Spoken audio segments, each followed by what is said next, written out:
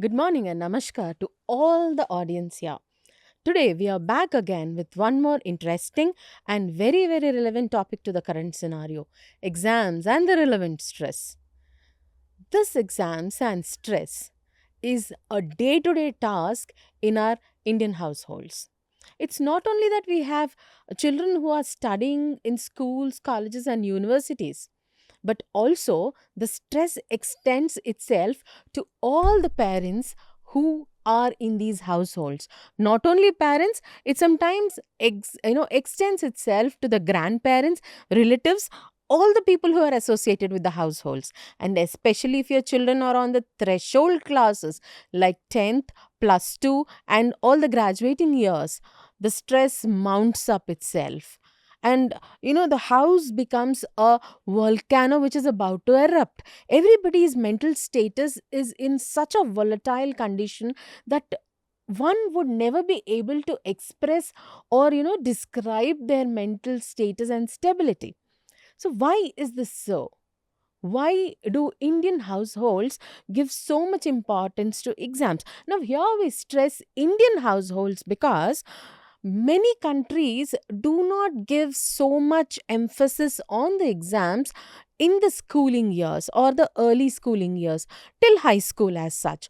Exams are a very playful and very easy to go thresholds where students do not stress out themselves just to get grades. It's a very happy and joyous process in many countries. But whereas in India, the word exam sometimes triggers people so badly that they get anxious, and out of their anxiety, you know this in India we hear this term very often: examination stress and anxiety. you know s- I have seen so many cases as a psychologist that the word exam triggers anxiety in people. They start shivering, sweating, having unexplained pains and all those things. And we often see children, the moment they have exams, the day before exams, suddenly they complain of stomach ache, backache, and all those pains, some reasons to avoid exams. And not only these, we have seen serious cases like people committing suicides, due to the stress they face during the exams or during the result time. So, why is this so? Why is a simple term exam, which is supposed to be just a threshold to check our performance and capability on that particular time, to have a calculation and evaluation of how we are doing in the course, is causing so much stress? Today, we have with us Swami Radhapramod Das ji to guide and help us in this topic. So, Swamiji, what do you think about this one word called exams? So, in the current society, we being, I'll call ourselves as social beings, because you are spiritual being, we are all social beings. So, why do social beings so much emphasize on this term called exam?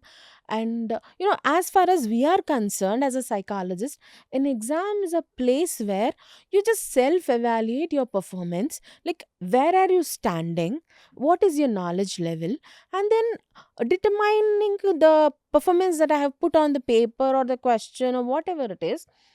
It helps me as a guide to improve my performance in the areas where I'm lacking. But today, this one particular thing called exam, and that a card called progress card or the report card has like become a certificate for evaluating and determining somebody's purpose and performance. Like, not like it is a guideline for evaluation, but it is a what do we call, a very strong drawn stench line about one's capability, about one's performance, and about one's eligibility for certain things. Okay, so I feel as a psychologist that these things are causing certain impact on people's brains. And especially in Indian households, they emphasize a lot on the word called marks. We don't evaluate children or even adults based on the knowledge of the subject or based on their ability to perform in the subjects, both theoretical and practical.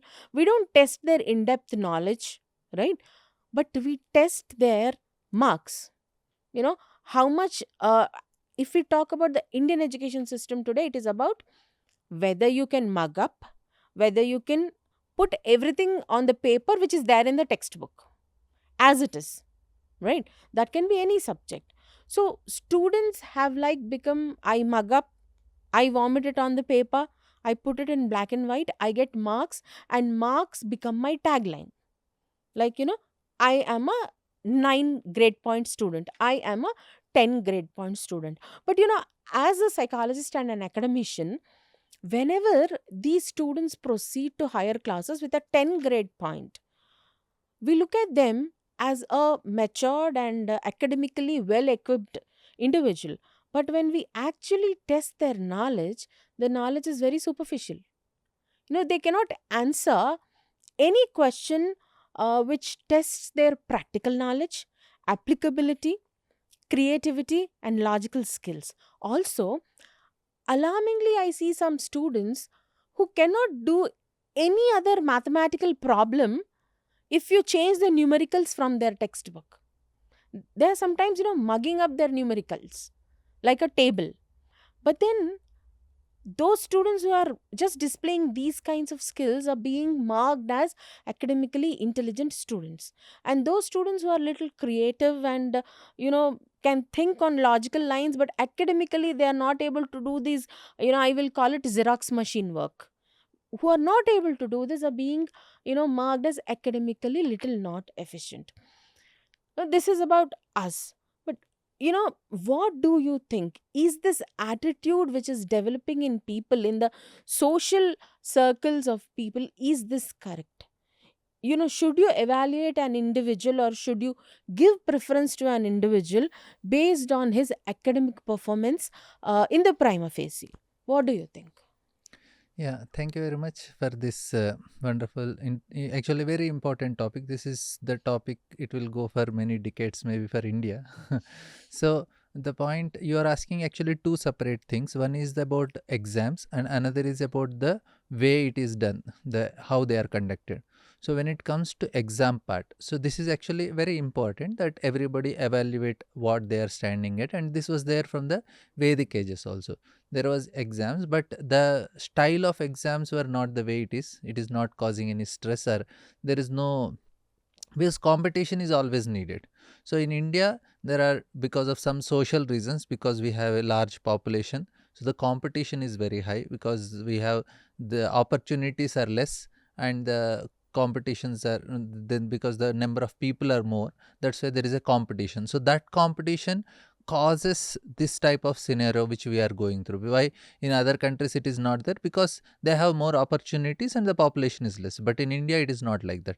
So that is one reason, main reason why we are going through such situation in this country, where people are so much into stress, because they know that this is actually going to decide my future. Whatever job I am to get and whatever colleges I have to get, it's all based on how I am performing, because that is what is tested even in interviews or in your counseling for the colleges. So now what is the now why the stress part comes, that we have to understand. See, exams are correct, evaluation is correct, everything is correct.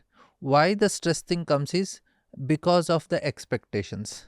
So this is the main problem where it is coming. See, if you are not having any, like, no, like you have some test that is going on, but class also there will be some slip test and so many other tests, but that is between the children only, some competition, so it's okay. But when it comes that you are going for a college, when you are going for 10th, where next level of your education is depending on how you are performing now, definitely that will cause stress, because we are in a situation like that. So the main reason is expectations. So we are expecting, any activity you are doing with expectations, that causes stress.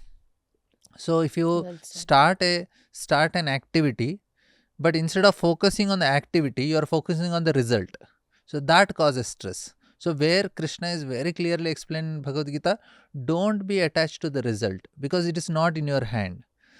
You are entitled for your activity, not for the result, because it is result, there are other factors also involved in the result.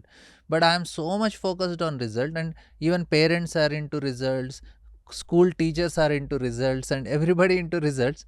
So this person, which is not in his hand, he is trying to work on it. So you are able to work on certain things, you just focus on that. That is only your hard work. So instead of focusing, you are trying to control which is not there, then definitely it will be in stress. So this is the main problem that is. And another way is our education system, which you are talking about, that even though they are getting academically good, so because there are different types of cognizance that are developed, and there is kinesthetics, there is audio, and there is visual, and then this is the different intelligence. So now what is happening is, the evaluation that is done is, you are making them memorize certain things, and that is not actually testing their intelligence. It is just testing their cognizance at one level. Like, say, I can rote memorize, and know I can reproduce certain things. I know I may not be a mathematics student, but if you give me certain systems, and you tell this is the formulas and this is how you are going to get in the exam, I can memorize it, and I can get 99 in mathematics even though I am not a math student. So then you are thinking, oh, he is very logical and he is very good in mathematics. I am not logical, I just memorized. My intelligence is not in logic, my intelligence in art only.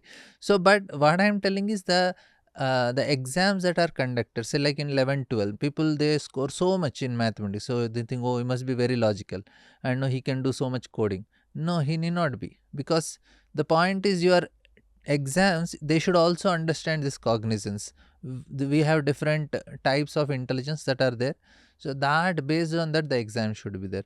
So and another thing is the expectations from the parents. So this is which is causing them. And see, it's actually genuine, because you are living in an environment, it is not anybody's fault. The whole system is like that. You are living in an environment where you have to struggle for existence. To get a simple job, you need to perform, so there is no option now. So that's why parents expect, and they are not that is genuine from their side, because they want a good future for their children. So they are not no, they don't like torturing their children and getting some sadistic pleasure in it. They are just concerned about, they know that what is the struggle outside, so they are concerned about it. So, and maybe somebody are little more concerned, that causes more stress. Yeah. Yeah. Like you have perfectly said that students are just trying to mug up without having complete knowledge in the text or the subject that they are reading. Recently, I happened to watch this movie called Kubera, in which there is a beggar. Somebody asks him, "Do you know how to read and write?" He says, "Yes, I know." So they ask, "Can you write something?" He says, "Yes, I can write." They tell him to write and show. He writes, "ఇక్కడ చెత్త వేయరాదు." Okay. Then they are shocked. They think this fellow doesn't know how to write or read or whatever it is. Then they shock. This, what did you write? He says, I don't know what I wrote. I don't know what it means. I don't know what is the, what they want to convey. But I see it on the board where every day I sit to beg. So I have a photo print of whatever is written on there. Right. So I've just put in, I can write. So you show me something, I can just my photographic memory enables me to write whatever, replicate whatever you show me. So it's like a Xerox machine work. I don't know what I'm doing, but I do it off. Most of the education system and the studies today, it is like that. There is one question, you need to produce the answer. That's it. So the teachers in school level are just giving some question answers, which is called the important questions or question bank or some whatever it is. The students, just mug up that before the examinations, and then that's it. They score well, the children are happy, the teachers are happy, the system is completely happy. But what happens here is, students are being just made Xerox machines. They are not having cognitive knowledge, they don't have creativity and logical thinking, they cannot answer analytical questions because they don't know the syllabus. And at the end of the day, when they reach the threshold exams, which is 10 and plus 2, the question paper is again not coming from our teachers. So our teachers have no clue what is coming in the question paper. So till class 9, the teachers have full knowledge of what is coming in the question paper because they make the question paper. So they try to hint the students with something called important questions, question bank, wherein, the 40 questions that they give, compulsory, whatever questions are in the question paper are there in those 40 or 50 questions. Now, suddenly, when these teachers enter, the students enter class 10, these teachers are shocked. Now the question paper is coming from the board wherein we don't know what is there, so we cannot give them any important questions or question bank. So now this is the time to, tell my student to read the complete syllabus, and whatever questions are there behind the question, behind the textbook or behind the lesson. Now the student is alarmed.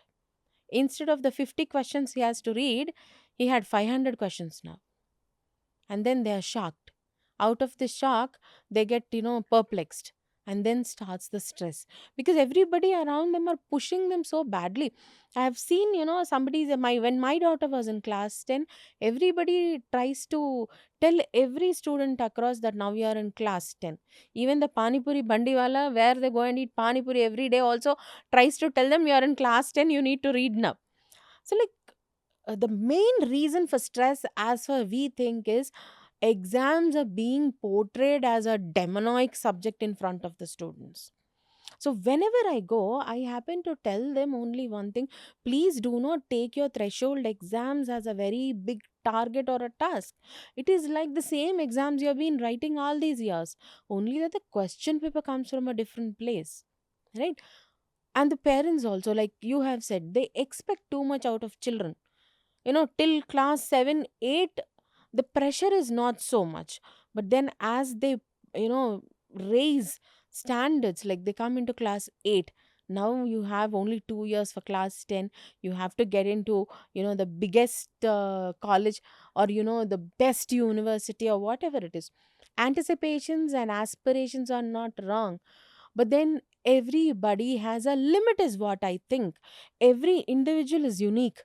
Every individual has their own capacity, which is called the ceiling capacity. Now you push them beyond their capability, they cannot perform, they'll break down, right? I think the parents of today are not realizing the, what do you call, the maximum limit or capability of their children. They don't know their children well. And the basic fact or the negativity I observe here is, parents often compare their children's performance with the other children. Now all children are different. Somebody is good in maths, somebody is good in science, somebody is good in social studies, somebody does well in English and the other languages, and somebody is not good with their academics, they are good with their sports activities and other things. So, like, everybody is unique. Okay, I understand. Like, recently, I have been seeing a reel which says, there's a crocodile, there's a monkey, there is a giraffe, there is an elephant, and then all of them are being tested for getting up a tree. Obviously, a crocodile cannot get up a tree. Obviously, an elephant cannot go up a tree. But that doesn't make a crocodile and an elephant useless. Now, they have their own areas of specialization where nobody is like them and they are the best. If you allow the crocodile to get into water, no animal can surpass it. That is its area of specialization. So, like that, every child has an area of specialization. And whenever we have exams, parents need to realize this: what is the area of specialization of my child? And how much can I push the child? What is his limit? And the maximum performance that he can do, which is generally being ignored. Exam is, just being portrayed like, today if you don't perform, you're gone. But then I keep on telling each and every student, examination is not a test for your capability or eligibility. It is only a test which tells how did you do on this particular day with that particular questions which were asked in the question paper. Maybe you don't know what are there in the question paper, but you know everything which is not there in the question paper. Sometimes it so happens, yes, I have seen so many of them who are academically not very good, they are middle banders, but then they have done very well in their life, in their careers. They're exceptionally well with so many other things. They're disciplined, they're committed, they are very, very dedicated towards their tasks. I have seen so many of them like that. But at the end of the day, all those don't matter to our households. What matters is whether I'm class first or no. And in this, I have seen so many schools, I have seen students like, what do we call the low, the third class or the low class schools, where children go to those schools to go to an English medium school, maybe where the labor class send their children or whatever, where the parents don't know how to read, write, and study. I'll tell you an example of my own maid. Their children study in a school, and she's very happy. My children are getting full marks. My children are getting full marks. And whenever I try to talk to them, I don't find any possibility of them getting full marks in their class. They are only third class and second class, sort of. One day I asked her, can you please get the answer scripts of the exams that they have written? Then she told me, teachers don't give it to home. And I was shocked. Why don't they give it to home? Why do they want to keep it for themselves? Then I told her, next exam when you go, don't tell the teacher, just click photographs of the answer script and get it to me. I just want to see how they're studying and all. She clicked the answer scripts pictures and she got to me. I was shocked. The students left answers blank and they put a tick and put full marks. It is just to satisfy the parents, so that if the children are not getting marks, the parents are going to question them. You're taking fees, but our children are not studying. So better, give them full marks. Nobody's going to check the answer scripts. They don't know how to check it. I was shocked. Why I am telling you this is the impact of scoring in exams in this country. Till you get good marks, nobody is questioning you anything. Whatever you do, however you are. And if you don't score well in exams, how much ever committed you are, how much ever disciplined you are, how much ever you good you are with other things, it doesn't matter at all. There is no validation. You might be a wonderful artist, you might be a very great player, you might be a very good musician. It all doesn't matter. In India, it is academics and cricket. Nothing else matters. You might be a wonderful, kabaddi player, or you can run as fast as a cheetah, but nobody gives you even raddi varka value because it is not cricket, it is not academics. And all this is causing so much stress into students nowadays.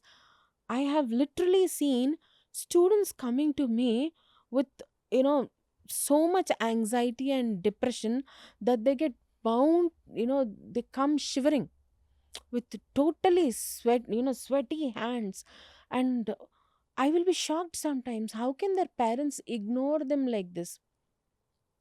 They're almost like in a nervous breakdown kind of situation.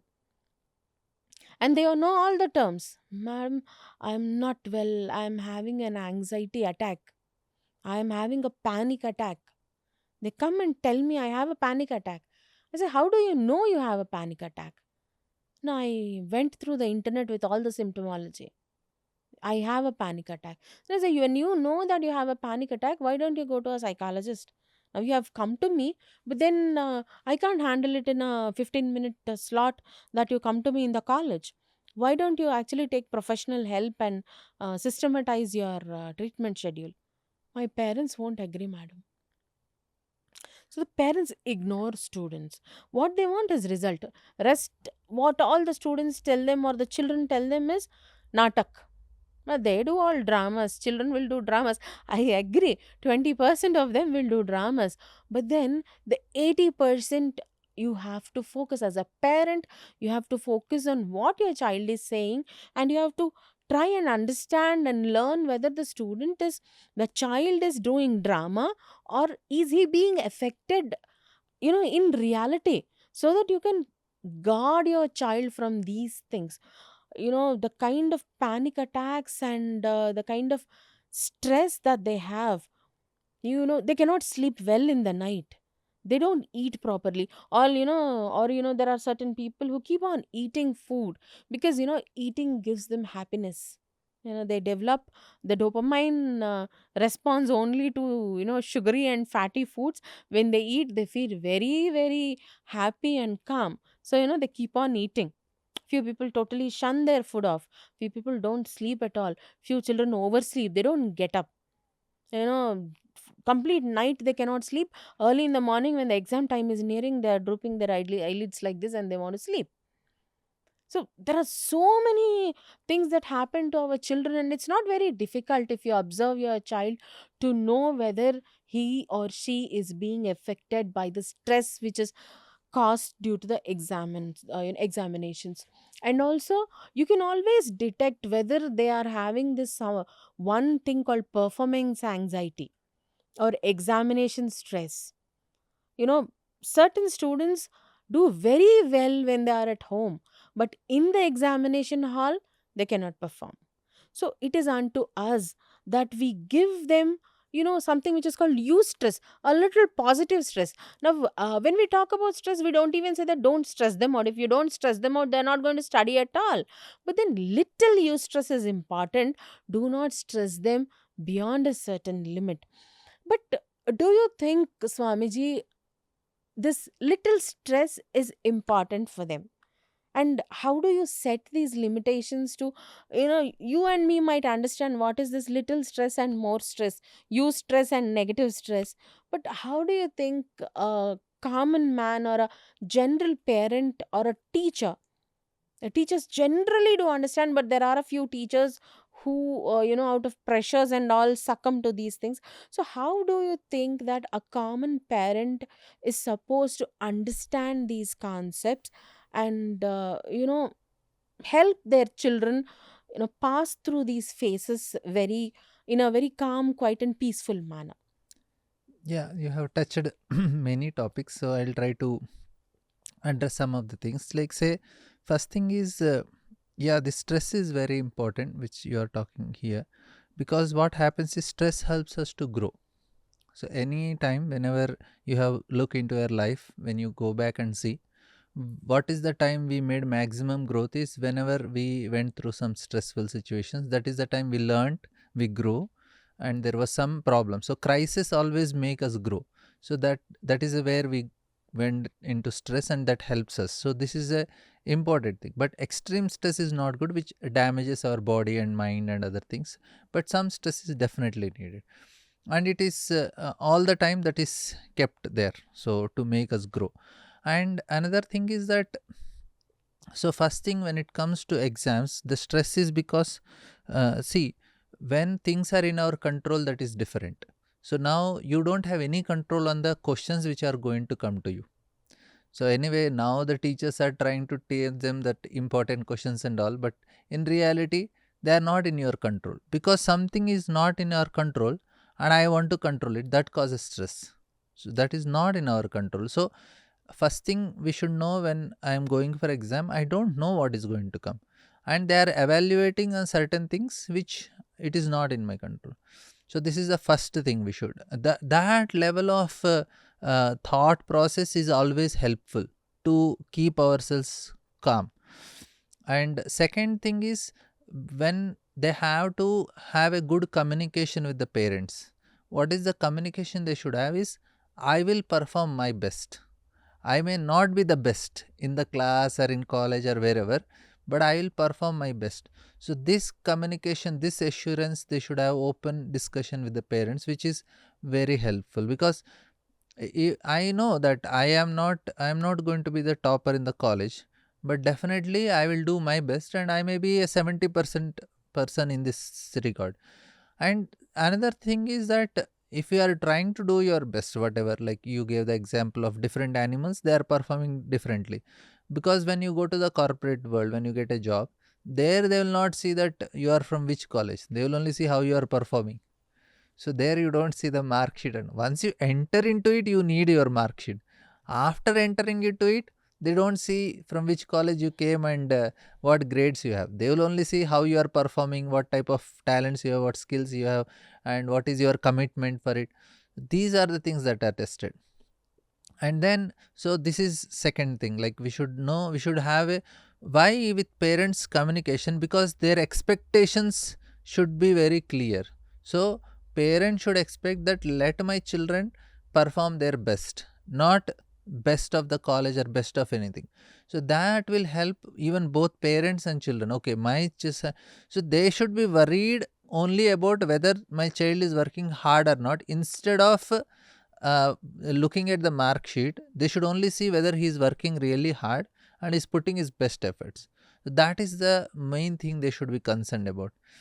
Another thing is that there should be some level of understanding for the children also, which parents should train, that Okay, because say now when I was writing my 10th class or my no any exams, I was in some anxiety. Now if I look back with the same days, I feel, oh, it was so silly, why I was so unstressed.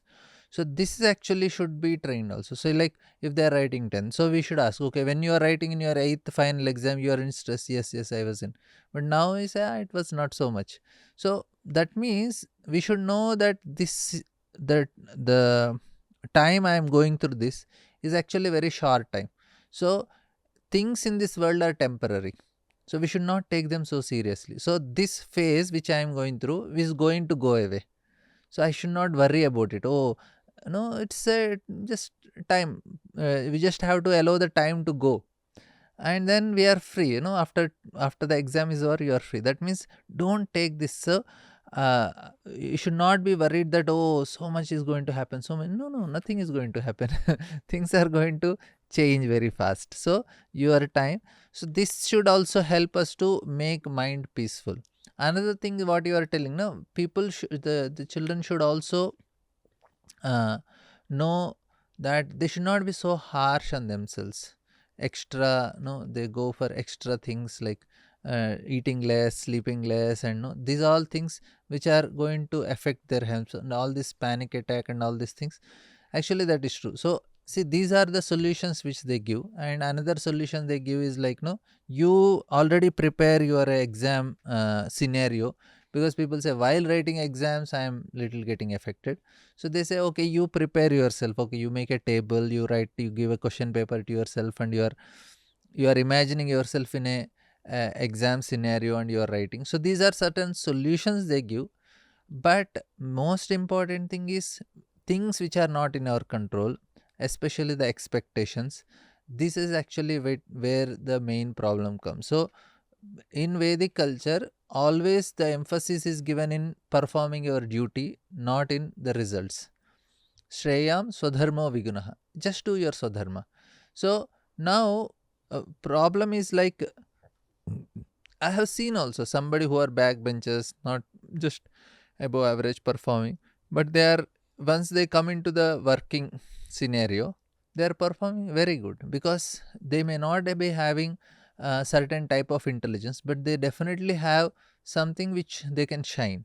So parents should also consider that they should not give so much pressure to the children. And one important thing which always helps is everybody has their karma.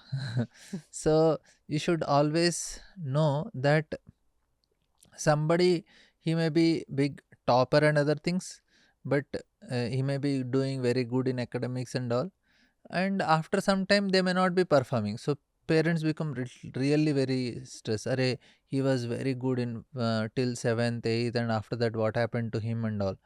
So another thing, that there is hormone changes. So this also affect their academics. So once their hormone changes, they may not be able to do the same way, because their intelligence is also changing. There are different intelligence that comes, and then there is hormone factor. There is karma factor, because he has certain karma. So he is going to live a certain things. Like not all the you see the people who are in the top level, they are not all IITians. There's so many business people. They are not from IITs. They are from different simple college. I have some of my friends who are in top in the corporate. They are not from any IITs, because others also can perform. So they may not be academically now good and going to IITs. See, the point is there is worry that if you don't get good college, you will not get placed. So, but there are other things also which helps a person to grow, and Yes. parents should consider these factors also. And most important factor is karma factor. This is which you are have 80% which is already fixed. Only you have 20% where you can change. Change. So that 20% what we can change is we can work hard. So that is where you are to make right choices and do. So parents should consider these factors, and they themselves should have that detachment, that okay, I will Yes. accept reality. So they should not think that okay, I'm teaching my son to play cricket, he should become Tendulkar or Virat Kohli. They should know that okay, let me teach, let me invest, but don't expect. So this is actually the wrong thing that is done. So you are causing, Array, I am sending him to the best school, best tuitions, I am spending so much money. Nowadays the fees has increased so much. So now the parents really have to slog, both mother and father, they have to work, and no, all their savings goes into their children education. So see, that is the so much heart I am putting and so much effort I am putting in earning this money, and all this money I am investing in certain thing, and if I don't get anything in return, definitely it is like breaking the heart. So, So, Swamiji, you say that parents are treating their children like portfolios. As simple as that. We invest and manage a portfolio, which in turn is going to give us returns.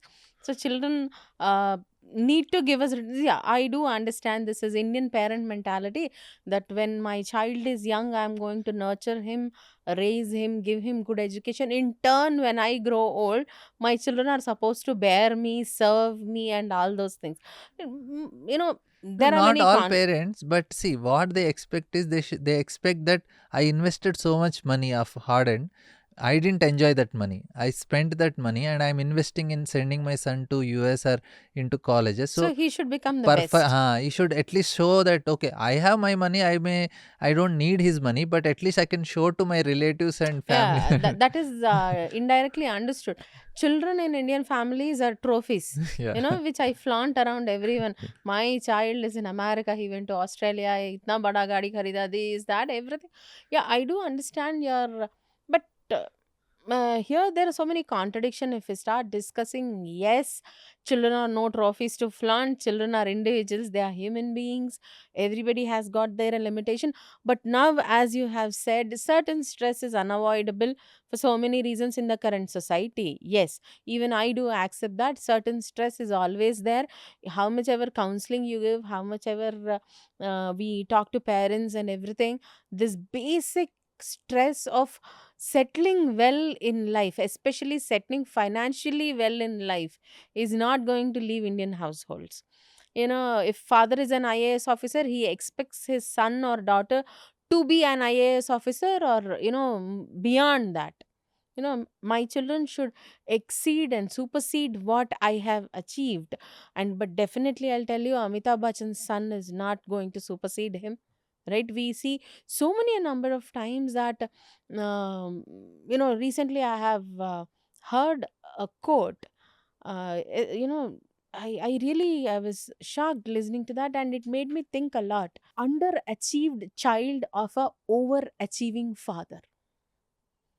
The biggest torture in this world is to be an underachieving son for an overachieving father. That particular statement made me think so badly.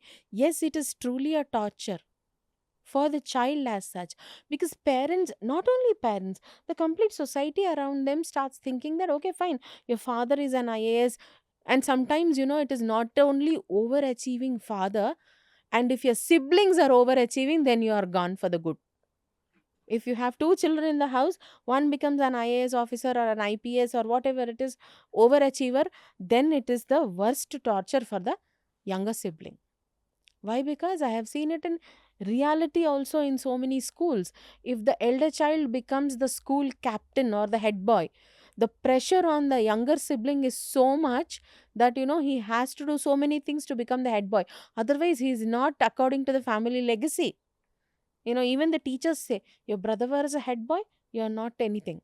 You are waste. You are not fitting in your family legacy, and this child feels totally left out.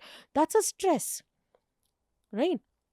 So now, how much the gist of this discussion is, Swamiji, you say there is going to be stress which we need to handle. That can be, adopting to the Karma Siddhanta or whatever it is.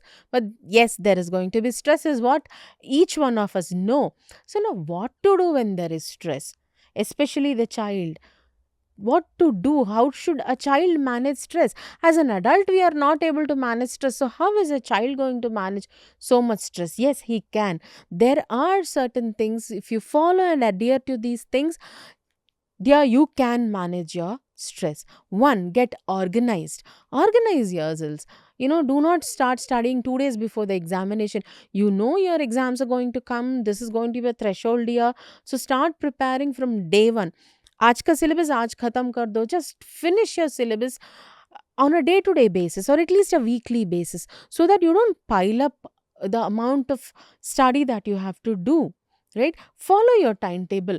Every one of us, including me, when we enter 10th class, just about to get into class 10, we prepare a timetable, put it on the board or the wall, very nicely decorated timetable, put on a chart paper, and then put it on the wall, and it stays on the wall. Nobody actually puts in effort to practice and put that timetable into practice. We only put an effort to design the timetable.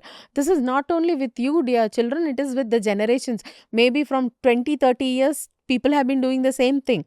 But please put effort to put that timetable into practice. It is going to make your life easier, right? Divide your syllabus into segments. Finish segment by segment. Set your goals, which are not very high. Generally, if you are achieving 70 percentage, set your goal at 75. If you are a 90 percentage performer, then set it at 95. Do not, at 70, I perform 70, 75 regularly, but in class 10 I want to get 95. Don't put unrealistic goals. Unrealistic goals are going to put you off, right? Just set goals which are little higher than your average performance. This is one. And then one very important thing, dear: eat well and eat healthy. Eat on time. Do not skip breakfast, do not skip lunch, do not skip dinner. Have food on time, have healthy food, and eat your stomach full. Healthy food include lot of fruits, vegetables, home cooked food. Do not eat junk food, noodles, Chinese, burgers. Please avoid them. They're going to cause your memory to get fogged up. 2, drink a lot of water. We do ignore water because maybe there are no proper washrooms in the school, or I don't want to get up in between the examinations, or I don't like drinking water much. I carry only 1 liter bottle with me. I don't want to fill water anywhere. Whatever are the reasons, shun them up. Drink a lot of water. Drink 3 to 4 liters of water every day minimum. Sleep well. Do not sleep beyond 10:30. 10:30 is your deadline. Max is 11. You need to fall asleep before 11 o'clock in the night. And get up early in case if you want to study hard. 5 o'clock, early to bed and early to rise. 10 to 5 is a wonderful time to sleep, which will keep you healthy, your brain healthy, your body healthy. Next, do not have stimulants. I want to have coffee, auntie. Children come to my home to do combined studies with my children. They want to have coffee because they just want to get up and study the whole night. I will have Red Bull and Sting, because they'll keep me active. No, they're not keeping you active. They're very, very detrimental for you. So, no stimulants and no coffee, no tea. Have a glass of milk, a warm glass of milk in case if you want to have. This is one. Then, keep active, take proper breaks. It's not that you're sitting in front of the book and studying for 3 4 hours straight. You're going to take breaks in between. Every 1 hour of study, 15 minutes of break. And break essentially doesn't mean watching your mobiles and TVs. Keep away from screen limitation during these times is only half an hour per day. You want to take a break, talk to people, take a stroll, do little exercise, you know, or draw, paint, sing, dance, whatever you want to do, whatever is your hobby. But absolutely no screen. Screen time limited to half an hour a day. That too, very important things if you want to watch. And last but not the least, talk to people around you. You feel stressed, go lie in the lap of your father, lie in the lap of your mother, talk to them, tell them your problems, open up your heart. You have a sibling, you have a grandmother, you have a neighbor, talk to them, chit chat with them, try to know how they handle their stress when they were young. All these things will give you so much learning to do. Now, this is all what I tell every day as a psychologist for so many people. But now, today, we are here to know certain specific solutions from Swamiji so that we can learn some spiritual solutions, which very few people can give us. Even I look forward for spiritual solutions if I want to manage stress. As far as I am concerned, whenever I am stressed, whenever I have trouble, I end up again, folding my hands and praying to God. That is what is called, you might call it meditation, you might call it anything, but that is what we do. Spirituality is a wonderful solution for every one of us. Whatever might be your faith, whatever might be your belief system, whatever might be your religion, a God is the superior power. Everybody has their own god. Your faith might be different, but the solution again remains the same, and that is why we are here. So let us now seek guidance from Swamiji. Swamiji, now you are the one who are going to tell us how to handle this stress in a spiritual manner. Whatever we tell them is, in general life, social kind of solutions. But what is that which can give them that inner peace? How can they achieve the inner peace and inner calmness so that they can handle these situations while nullifying the negative effects of stress and other things on their inner self, soul, and whatever you call? Yeah, I'll start with a story. Hmm. So this exams and stress. So the one of the very interesting exams that happened, the questions and answers was Yaksha Prashnas. So this is a very important the incident that happened in Mahabharata, where Yaksha is asking Yudhishthir, Dharmaraj, different questions. Now the scenario is in such a way that if you give a wrong answer, it is your death. So the same thing happened. In front of him, he is seeing his four brothers are dead. So it's a exam where it's a questions are coming and the answers are his life and death. But without any anxiety and stress, Yudhishthir, he is able to answer it. That is the first thing. So now, how did he manage without any stress to answer that to very, very critical? And if you go through the question answers, this is a very interesting book that is just on Yaksha Prashna that is going to come. And there are many, you can go through Mahabharata and see such a wonderful question answers. They are very thoughtful, very intelligent, very deep. Now, how is able to answer such a questions in a very stressful state? If you know you are seeing your brothers are dead in front of you and you are also going to die, so any wrong answer you are dead, but he is able to do it. Not only that, that's the theory part. Then comes the practical part, where he is told, okay, now you answered all the things, theory is correct. Now practical level is asking, okay, in four of the brothers you can choose one of them, he can be alive. Now no, this is another typical test. No, you have to choose somebody, and without any much processes, I want Nakul. If Yudhishthir, he should choose either Bhima or Arjuna, but he's telling I'll choose Nakul. Then Yaksha is asking why. He said, yeah, for Kunti I am the son, and for Madri also I need one somebody should survive. So now he passed both practical and theory also. Now in such a situation, of course, we know there is a good ending. All the four brothers came to life, but that's a different scenario. But that time it was not like that. So he is going through it. How did he manage to live in a situation where he can be peaceful in all situations? For that, you have to follow something called dharma. So you are a student, you have certain dharma to follow. If you follow your dharma as a student, in any situation you can have that peaceful state of mind. So for that, there are principles that are given. So first thing is ahimsa. You should be non-violent. Your food, your talk, your behavior, your dealings, that should be non-violent. Even food also should be non-violent. And then is satya. You should be truthful. Truthful in your dealings. Truthful in sense that you are not trying to cheat anyone. So any cheating propensity that. Then there is astheya. Astheya is not stealing. That means not trying to take another's property. It does not belong to me. Don't think about it. Don't try to get something for free or no somebody else's property. So these are the things that are internally making you very strong and peaceful. And then there is comes brahmacharya, where you are practicing. You should be very strict. When you are a student, you have to practice this, because that will help you to, celibacy helps you to concentrate, because you are the energy which is going drained down, it should go to your brain and make you more intelligent. So this is why the principle is there to follow. And then there is aparigraha. So this is actually non-possessiveness. Don't possess so many things. When you are student, you should have very limited things which will help you in reducing your time in maintenance. Accumulating more gadgets, more things, and no more, it is not needed. You are interested in information, knowledge, focus on that only. Don't accumulate things in your room. Children are getting rooms and they're accumulating so many things, which is not. Why? When you do these things, you are internally become so much strong that any exam, actually whole life is an exam.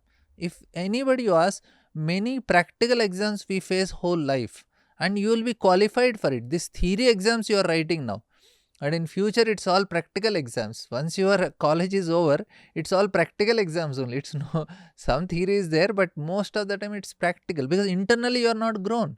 And then there is comes saucham, you have cleanliness in not only just with the body, with your surroundings, and more important with the mind. So more nowadays, because we have this mobile, the content which are coming, it's actually contaminating our mind, contaminating our thoughts, contaminating our feelings. So saucham is not just cleanliness in internally, also cleanliness is there. Then there is called santosha. Santosha means you should have contentment. You should not demand so much from parents. I want this, I want this, I want this. So the demand is actually what is also not very good for a student. You should know, okay, whatever is given to me, little facilities, I should be happy with it. School you demand, in the fight for it, fight for the rights in the college here. No, if you I want to remain, I will acquire my things in future. I'll work hard, I'll get my things. Now whatever is given, I'll be contented, because I want to focus on something higher. I want to gain knowledge. This is the time I have to learn. So focus on learning. So this is very important. Then there is tapasya. Tapasya means you should have discipline. So what you told about discipline? So discipline in terms of yuktahar viharasya, yukta cheshtasya karmasu, yukta swapna bodhasya, yogo bhavati dukkha. This discipline in terms of you are eating, discipline in terms of what you are seeing, discipline in terms of recreation, discipline in terms of what you are associating, and so in terms of all these things, sleep, food, recreation, association, everything should be very very regulated. Anything extra will not work. And then there is swadhyaya. Swadhyaya here means trying to understand oneself properly. You have to read some, gain some spiritual knowledge. Some literature should be there in a day, 15 minutes, in a week, 1 hour, 2 hours. We have to spend in understand. So adhyaya, trying to know oneself. Who am I? What am I? Write about yourself. Okay, what you think, what is the thought process. You should spend some time for yourself. So that is very very important. So adhyaya is where a person is. Otherwise what happens, we just live what others are expecting. We don't know who am I. I am only, okay, maybe I am whatever other things about myself. So this is how we live. But Swadhyaya helps me to live according to what I want, means what I am understanding about myself. And comes the most important thing, what you said is Ishvara Pranidhana. So when you are going to stress, you depend on Lord. That should be practiced all the time, because things are not in our control. You should have some divine energy that is supporting us, that is helping us, because all these things which I am telling, to do all these things, you need some superior power to help you, and that is called Ishvara Pranidhana. You take support of some superior, spiritual power, which will, that is simple prayers we have to do in a day. 10 minutes, just offer prayer. Generally we recommend mantra meditation, which is chant Hare Krishna, Krishna Krishna, Hare Hare, Hare Ram, Ram Ram, Hare Hare. Morning 10 minutes, evening 10 minutes. So that immediately makes whole system change for us. So now whatever I told, ahimsa or satya, asthik, and brahmacharya, parigraha, or saucham, and tapasya, santosha, swadhyaya, all these things will fit when you have Ishvara Pranidhan. So this is actually the way internally you are growing, and you can face any amount of exams, both theory and practical, without getting into stress, and give your best, not getting affected. Like Yudhishthir, he had a toughest exam of his life, where he is, it's a life and death. And many such examples we can see in the history, where people are going through certain exams. And here Aksha is directly question answers, so we can directly read its question answers. But otherwise there are so many practical exams that are going to come Yes. in life. So this is the way you have to deal, and this is going to change not only just exams of the schools, colleges, but whole life. It is the way that should be worked. So this is what we can give as a spiritual solution. Great, Swamiji. We have gained so much insight. Exam is not only the academic exam that we write. Yes, as you have said, life is full of examinations, both theoretical and practical, all through the life. So, not only social solutions or general solutions, we have got lot of spiritual insights into how to manage your the generation of stress and also the generated stress, without letting the negative effects rule our body and also the mind. So, my dear children and parents, I think that you have gained a lot of knowledge, and I feel and believe that you are going to put these principles into practice, and then lead your children and also yourselves into a wonderful stress free living during this academic years. And please give certain liberation of scheduling and practicing their own schedule of study for your child, because each child is unique. Do not over anticipate and over expect from them. Yeah, I do understand as a parent that we will have certain expectations from students and children, but let us not overburden them with our expectations on their very tender shoulders. Let us give them that freedom and liberty to enjoy life while preparing for the future in a very good manner. Let us be their compass, and not compel them to you know take certain steps which are very very I don't even want to mention certain things that the students are taking to nowadays, succumbing to exam stress, like committing suicides or neglecting their life as such, or taking to substance abuse.